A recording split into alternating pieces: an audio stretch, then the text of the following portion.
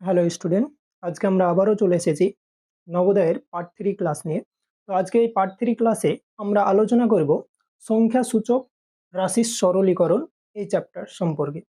এই চ্যাপ্টারটা খুবই ইম্পর্টেন্ট চ্যাপ্টার, কারণ হচ্ছে শুধু আমাদের নবোদয় বলে না, আমাদের উঁচু ক্লাসেও বা আদার্স জায়গাতেও কিন্তু এই সূচক চ্যাপ্টারটা কাজে লাগবে। ঠিক আছে, তো দেখো, এই সংখ্যা ও সূচক রাশির সরলীকরণ চ্যাপ্টারটা করাতে গিয়ে প্রথমেই আমাদের যে জিনিসটা জানতে হবে সেটা হচ্ছে যে সূচক।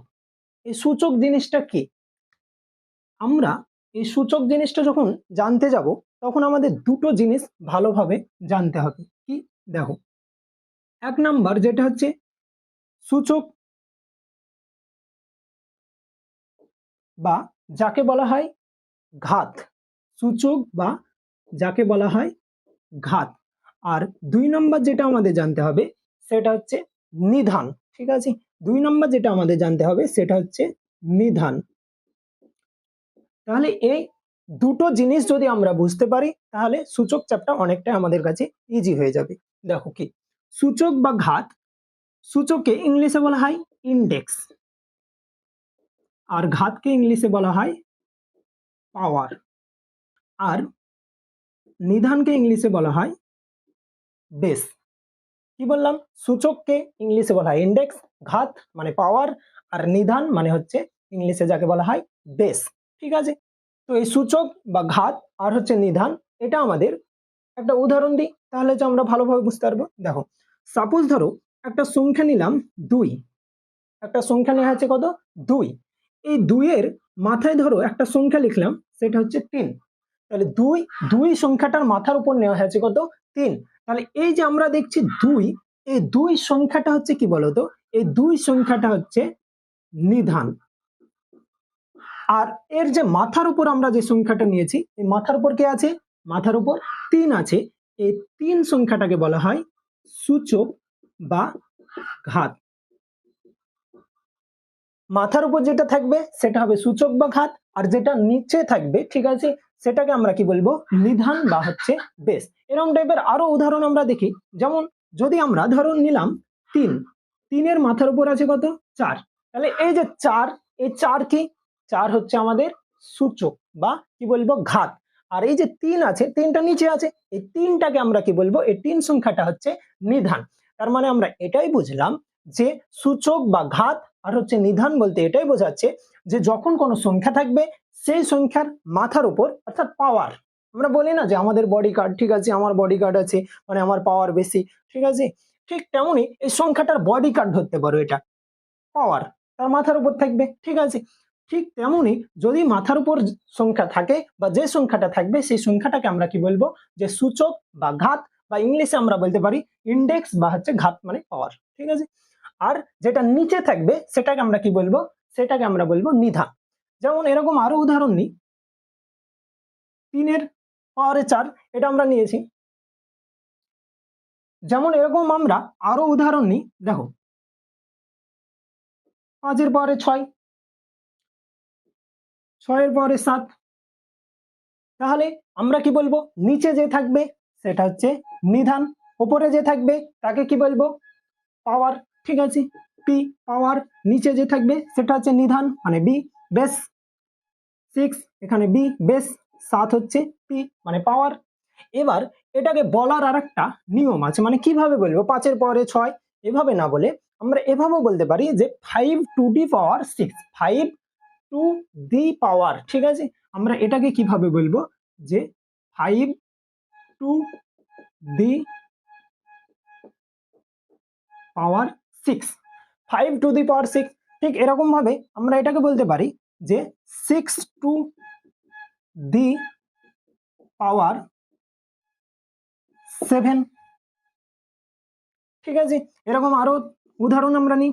যেমন 7 এর পাওয়ারে 9, এটাকে আমরা কি বলতে পারি? 7 টু দি পাওয়ার 9। যদি বলে আমাদের যে 7 টু দি পাওয়ার 9 এই সংখ্যাটাই সূচককে, তাহলে এই সংখ্যাটাই সূচক হচ্ছে 9। এই সংখ্যাটাই যদি বলে আমাদের যে ঘাতকে, তাহলে আমরা কি বলবো? একই রকম 9। যদি বলে যে নিধানকে, তাহলে আমরা কি বলবো? যে 7। তার মানে আমরা এটাই বুঝলাম যে নিধান বা বেস মানে কি? নিধান বা বেস মানে হচ্ছে যেটা কি যে সংখ্যাটা থাকবে, ঠিক আছে, যে সংখ্যাটাকে নিচে থাকবে, আর যার ওই সংখ্যাটার ওপরে যখন কি থাকবে, কেউ থাকবে, কোনো একটা সংখ্যা থাকবে, সেই সংখ্যাটাকে আমরা বলবো যে ঘাত বা হচ্ছে পাওয়ার। ঠিক আছে, এরপরে দেখো, ধরো সাপোজ বললো 2 × 2 × 2 সমান 2 এর পরে দিয়ে একটা শূন্য স্থান দিল। ঠিক আছে, এই শূন্য স্থানে কত হবে, এই শূন্য স্থানে কত হবে, এরকম টাইপের ধরো একটা প্রশ্ন দিল। তখন আমরা কিভাবে বুঝবো, দেখো এই যে সংখ্যাটা আছে কত 2, এই যে সংখ্যাটা আছে কত 2, এই সংখ্যাটা আছে কত 2, এদের মাথার উপর কিছু নাই, যদি কিছু না থাকে তাহলে আমরা বুঝে নেব যে সেখানে 1 আছে। ঠিক আছে, যদি কিছু না থাকে কোনো সংখ্যার মাথার উপরে, তাহলে আমরা বুঝে নেব যে সেই সংখ্যাটার উপরে 1 আছে, তার মানে এখানে 1 আছে, এখানেও 1 আছে। তাহলে দেখো এখানে 2 এর পাওয়ারে কত আছে 1, এখানে 2 এর পাওয়ারে কত আছে 1, এখানে 2 এর পাওয়ারে কত আছে 1 আছে। তার মানে আমরা দেখছি প্রত্যেকটার নিধানে কি আছে 2 আছে না, প্রত্যেকটার নিধান কি 2। যদি এরকম হয় যে প্রত্যেকটা সংখ্যার নিধান, যে সংখ্যাগুলো থাকবে সেই সংখ্যার নিধান যদি একই হয় আর তারা যদি গুণ অবস্থায় থাকে, যদি নিধানগুলো 1 হয় আর তারা যদি গুণ অবস্থায় থাকে, তাহলে পাওয়ার গুলো কি হবে, যোগ হবে। ঠিক আছে, এটাকে লেখার নিয়ম হচ্ছে আমরা কি করব, যে নিধানগুলো থাকবে সেই নিধানগুলোকে একবার লিখবো। ঠিক আছে, কি আছে 2 আছে না, 2 কে আমরা একবার লিখে দিলাম। এবার উপরে কি আছে পাওয়ারে, দেখো এখানে আছে 1, তারপর কি আছে 1, তারপর কি আছে 1।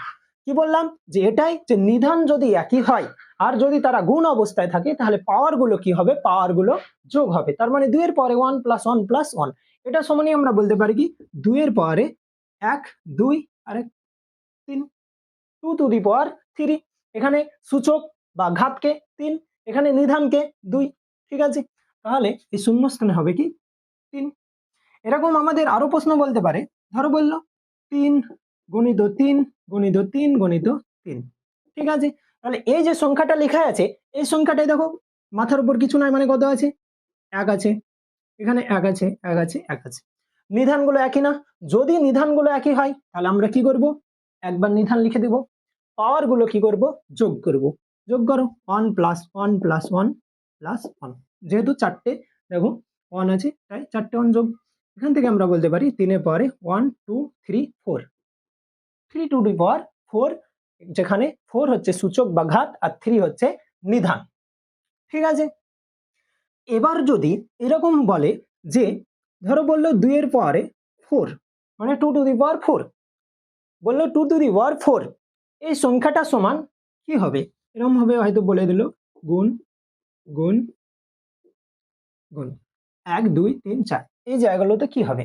ঠিক আছে, যখন এরকম টাইপের কোশ্চেন থাকবে তখন আমরা কি করব, দেখো মাথার উপরে কে আছে 4 আছে, মাথার উপরে কে আছে 4 আছে, এটা মানে এটাই বোঝাচ্ছে যে 4টে 2 এর গুণফল হবে। 2⁴ মানে বোঝাচ্ছে যে 4টে 2 এর গুণফল হবে। এই যে এখানে অনেকের গন্ডগোল হয়ে যায়, কি হয় যে আমরা কি করি, যে এখানে ভাবি যে দুটো 4 হবে। ঠিক আছে, এরকম ভাবি যে 2 আছে আর 4 আছে মানে কি দুটো 4 হবে, কিন্তু এটা না, পাওয়ারে যত মানে পাওয়ারে যে সংখ্যাটা থাকবে সেই সংখ্যাটা কি হবে ততবার, মানে নিধানে যে থাকবে তাকে আমরা ততবার লিখবো। ঠিক আছে, পাওয়ারে যে সংখ্যাটা থাকবে, পাওয়ারে কি আছে 4 আছে, তার মানে আমরা নিধানকে 4 বার লিখবো। নিধানকে যদি 4 বার লিখি 2 2 2 2। একই রকম ভাবে দেখো যদি বলে 3 এর পরে 3, মানে 3⁴ বললো, তাহলে এটা সমান আমরা কি বলতে পারি, কিরকম ভাবে বলতে পারি 3 × 3 × 3। ঠিক আছে, ধরো এবার বললো 2 এর পরে 1 × 2 এর পরে 2 × 2 এর পরে 3 × 2 এর পরে 4, এটা সমান কি হবে। আমরা প্রথমে একটা কথা বলেছিলাম, সেটা হচ্ছে নিধানগুলো যদি একই হয়, দেখো প্রত্যেকটার নিধান কি আছে 2 আছে, তাই না, যদি নিধানগুলো একই হয় আর তারা যদি গুণ অবস্থায় থাকে, তাহলে পাওয়ার গুলো কি হবে, যোগ হবে। এটা আমরা জানি তো নাকি। তাহলে এই জায়গা থেকে আমরা বলতে পারি যে 2 এর পরে দেখো কে আছে 1, কে আছে 2, কে আছে 3, কে আছে 4, তার মানে এখান থেকে আমরা বলতে পারি যে 2 এর পরে দেখো 1 2 কি হবে 3, 3 3 কত হবে 6 আর 4 এ 10।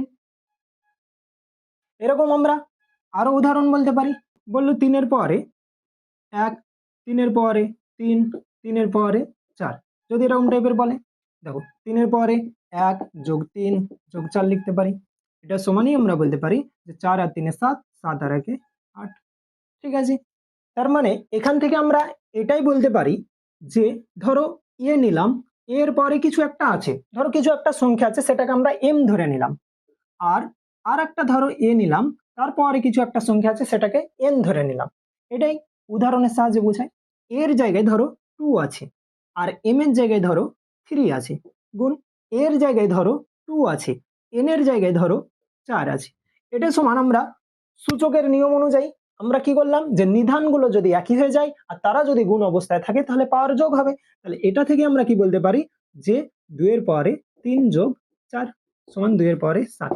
তাহলে এটা থেকে কি আমরা বলতে পারি না যে এর পরে এম প্লাস এন। দেখো নিধানগুলো একই আছে, তাই নিধান একবার লিখলাম আর পাওয়ার গুলো কি করলাম, যোগ করলাম। এটা হচ্ছে কি সূচকের ফার্স্ট ল, বা সূচকের আমরা বলবো যে প্রথম সূত্র, যেটা আমাদের পরে কাজে লাগবে। ঠিক আছে, দেখো এতক্ষণ আমরা কি শিখলাম, যে নিধানগুলো যখন একই থাকবে আর তারা যখন গুণ অবস্থায় থাকবে। এবার আমরা কি শিখবো, নিধানগুলো একই থাকবে কিন্তু তারা যখন ভাগ অবস্থায় থাকবে তখন কি হবে। দেখো সাপোজ ধরো বললো 4 এর পরে 10 ভাগ 4 এর পরে 6। এটা মানে আমরা কি লিখতে পারি, দেখো 4 এর পরে 10 ভাগ 4 এর পরে 6 মানে আমরা লিখতে পারি 4 এর পরে 10 বাই 4 এর পরে 6, মানে 4 to the power 10 by 4 to the power 6। ঠিক আছে, এরা ভাগ অবস্থায় আছে।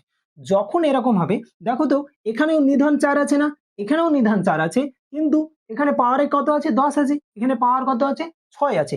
যখন নিধানগুলো একই থাকবে আর তারা যদি ভাগ অবস্থায় থাকে, তাহলে আমরা কি করব, নিধানকে একবার লিখে দিব। ঠিক আছে, নিধানে কি ছিল 4, 4 লিখে দিলাম। আর পাওয়ার গুলো কি করব, পাওয়ার গুলো বিয়োগ করব। পাওয়ারে কি আছে দেখো 10, কি আছে 6 মাইনাস 6। এখান থেকে আমরা বলতে পারি 4 টু দি পাওয়ার 10 থেকে 6 বাদ দিলে কত হবে 4, 4 টু দি পাওয়ার 4। 4 যেখানে হচ্ছে উপরে যে 4টা আছে সেটা হচ্ছে সূচক বা ঘাত। ঠিক আছে, ইন্ডেক্স বা পাওয়ার, আর নিচে যেটা থাকবে সেটা হচ্ছে নিধান বা বেস, মানে এখানে নিচের 4টা হচ্ছে নিধান বা বেস। এরকম টাইপের আমরা আরো বলতে পারি, ধরো 15 টু দি পাওয়ার 9 আছে ভাগ 15 টু দি পাওয়ার 6 আছে। তাহলে এখান থেকে আমরা কি বলতে পারি, ডাইরেক্ট এ আকারে না করে আমরা এভাবে বলতে পারি, যে যেহেতু নিধান নিধান একই হয়ে যাচ্ছে, তাই 15, আর এখানে দেখো 9 আছে আর পাওয়ারে কত আছে 6 আছে, তার মানে আমরা বলতে পারি 9 মাইনাস 6। এখান থেকে আমরা বলতে পারি 9 থেকে 6 বাদ দিলে 3, মানে 15 টু দি পাওয়ার 3 বা 15 টু দি পাওয়ার 3, যেখানে 15 বা 15 নিধান বা বেস আর 3 হচ্ছে সূচক বা ঘাত। ঠিক আছে,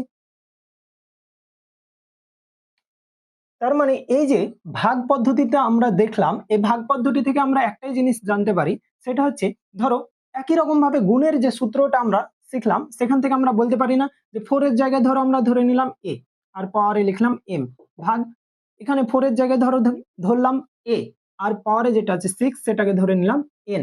তাহলে এখান থেকে কি আমরা বলতে পারি না যে a to the power m minus n, এটা হচ্ছে সূচকের দ্বিতীয় সূত্র। ঠিক আছে, ওটা সূচকের প্রথম সূত্র কি শিখেছিলাম, যে a to the power m plus n, আর এটা হচ্ছে সূচকের দ্বিতীয় সূত্র কি a to the power m minus N.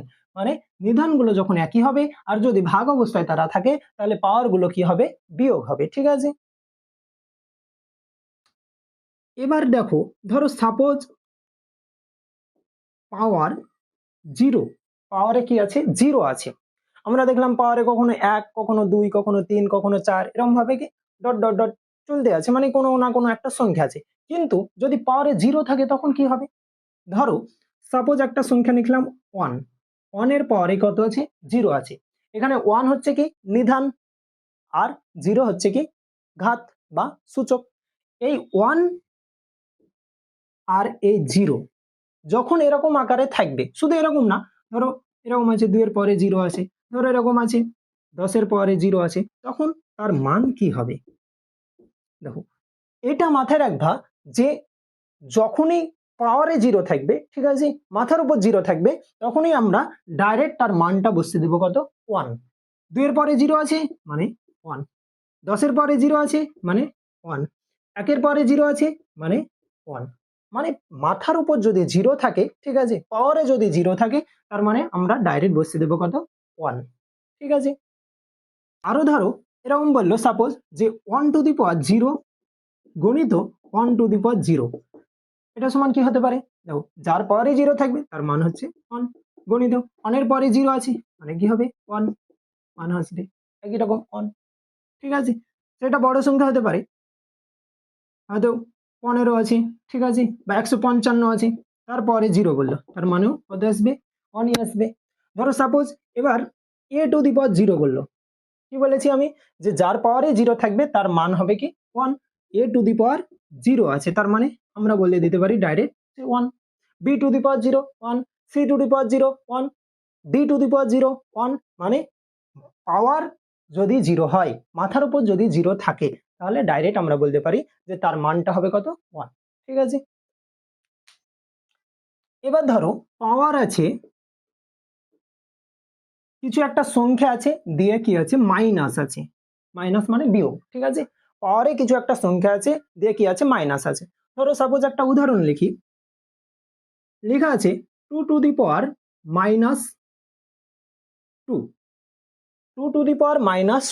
ঠিক আছে।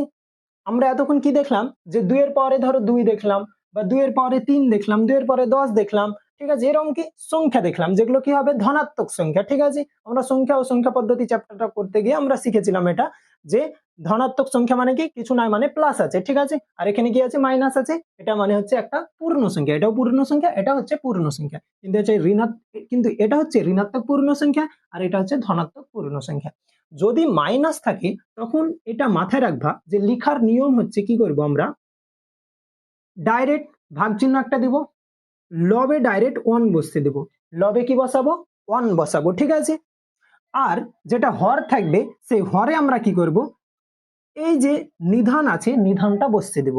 আর পাওয়ারে কি ছিল -2 ছিল, তাই না, এই পাওয়ারে -2টা আমরা কি করব, সেটা হচ্ছে +2 বসাবো, মানে যেটা থাকবে ঋণাত্মক সংখ্যা তার বিপরীত সংখ্যা বসাবো, -2 আছে মানে এখানে +2 বসাবো, ওই সংখ্যাটাই বসাবো কিন্তু ওটা ঋণাত্মক আছে এটা ধনাত্মক বসাবো, ঠিক আছে। তাহলে এখান থেকে আমরা কি বলতে পারি, দেখো 1 2 এর স্কয়ার, তাই হচ্ছে না, এটা হচ্ছে 2 এর স্কয়ার বা 2⁻², এটা মানে আমরা কি লিখতে পারি, এটাই রাখতে পারি 2 এর স্কয়ার, বা আমরা এটাও লিখতে পারি, এটা সমান যে 1 বাই, দেখো 2 এর স্কয়ার মানে কি, আমরা জানি 2 এর স্কয়ার মানে হচ্ছে যে পাওয়ারে যেটা থাকবে ততবার আমরা কি করব নিধানকে লিখবো, 2 গুণিত 2, 2 এর সঙ্গে 2 গুণ করলে কি হয় 2 2 4, তার মানে আমরা লিখতে পারি 1/4, তার মানে 1/2 স্কয়ার সমান লিখতে পারি 1/4, আছে এত দূর রাখতে পারি, ঠিক আছে। আরো উদাহরণ দেখো, ধরো সাপোজ বললো 3 এর পরে -6, এটা সমান আমরা কি লিখতে পারি, যখনই মাইনাস থাকবে মাথায় রাখবা যে মাথার উপর যখন মাইনাস থাকবে তখন আমরা লবে কি করব ডাইরেক্ট 1 বসাবো, 1 বসিয়ে দিলাম। আর হরে কি হবে, হরে হচ্ছে যেটা নিধান থাকবে সেটাকে লিখে দিব, আর পাওয়ার যেটা থাকবে কি বললাম যে মাইনাসে আছে সেই পাওয়ারটাকে আমরা কি প্লাসে লিখবো, মানে ধনাত্মক, -6 আছে সেটা হয়ে যাবে +6, ঠিক আছে। এত দূর করতে পারি, বা 6টা আমরা কি করব 3 এর গুণফল করে দেব।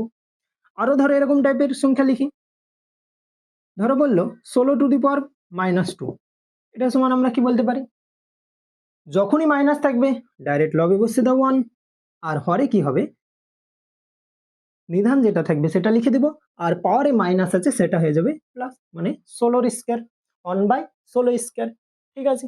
একই রকম ভাবে ধরো বললো a⁻−1, তার মানে এটা সমান আমরা কি বলতে পারি 1 বাই, লবে কি হয়ে যাবে ডাইরেক্ট 1 যেহেতু মাইনাস আছে, আর হরে কি হয়ে যাবে a⁻1, এটা মানেই হচ্ছে যে 1/a⁻1 মানে হচ্ছে এ একটা এ, তাই তো বোঝাচ্ছে, তাই না, ঠিক আছে।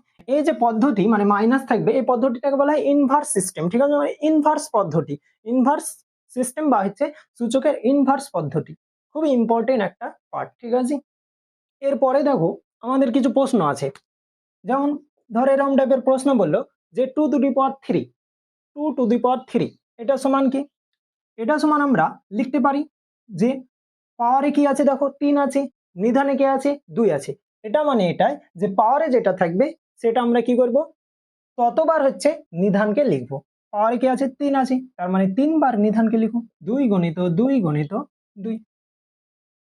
এরপরে 125 আছে, ধরো এরকম টাইপের সংখ্যা বললো যে 5 দেওয়া আছে, এরকম ভাবে শূন্যস্থান দেওয়া আছে, দিয়ে বলছে কি করতে হবে, তখন আমরা কি করব এই যে 125 সংখ্যাটা আছে এই 125 এর আমরা লসাগু করব উৎপাদক পদ্ধতিতে, লাস্টে কি আছে 5 আছে, মানে 5 25 125 5 দিয়ে দাও আবার, যেহেতু শেষে 5 আছে, 5 এ 5 এ 25, কটা 5 পেলাম? 3টে 5-এর গুণফল। ঠিক আছে, তার মানে আমরা কি করব, এখানে লিখতে পারি এটাই যে 5 গুণিত 5 গুণিত 5, এটা মানেই তো 5-এর পাওয়ারে কি লিখতে পারি, দেখো 1, এখানে কিছু নাই মানে পাওয়ারে কি আছে, 1 আছে, এখানে কি আছে, 1 আছে, এখানে 1 আছে, 5-এর পাওয়ারে 3।